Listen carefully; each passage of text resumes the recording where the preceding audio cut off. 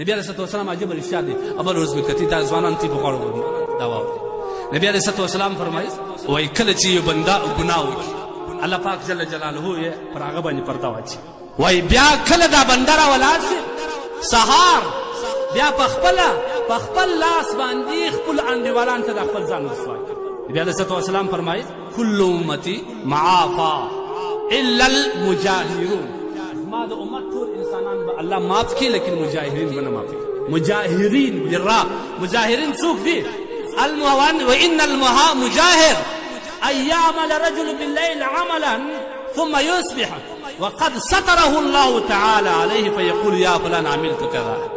اما مجاهر د ګناه په عامه طور ګناه کول ولا داري چې ماښام یو ګناه وکړي الله پرده واچي بیا دی خبیث په خپله سهار راولاړ شي انډیوالان ته وایي ما ماښام دا کار عملت البارحة كذا وكذا وقد بات يسر الله تعالى د شپه په داسې حالت کې چېر کړي چې الله پرده اچولې وه لیکن سهار یې داسې حالت کې چېر کړي چې د خدای پرده او د خدای چې د ده عیب ور پټ کړی و هغه یې ورختلی هغه د خدای د لورې پرده باندې اچول شوې پرده یې په خپله لرې کړه دا کسان هېڅکله نه معافېږي هېڅکله نه معافېږي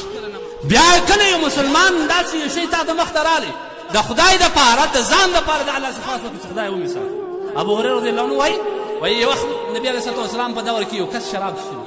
هغه شرابي یې راوستې رامخته نبی علیه الصلاه والسلام ویې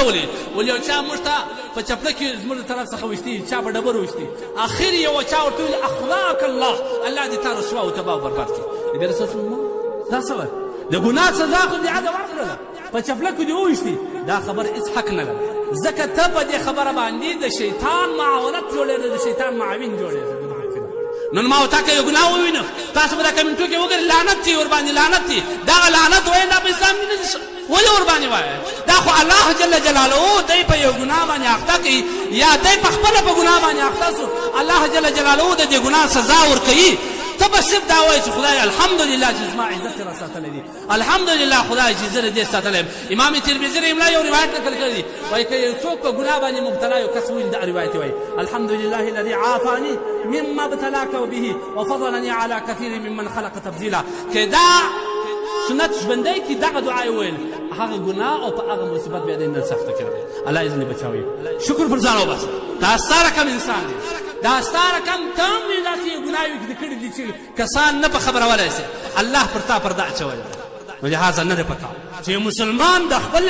موبایل د لارې د یو بل مسلمان ستر لوړ د یو بل مسلمان ستر پوشي وکړي ستر ځینې لرې کړي د بل مسلمان عیب جویي وکړي د بل مسلمان عیب خلکو ته ښکاره کړي دا هېڅکله نه دي پکار چې ښکاره کړي داسې ورځ به راځي دی په ځان خبر نه وي الله پاک جل جلاله به د ده عیب نور ته ښکاره کړي لهذا په خپل ځان باندې ډېر احتیاط کوي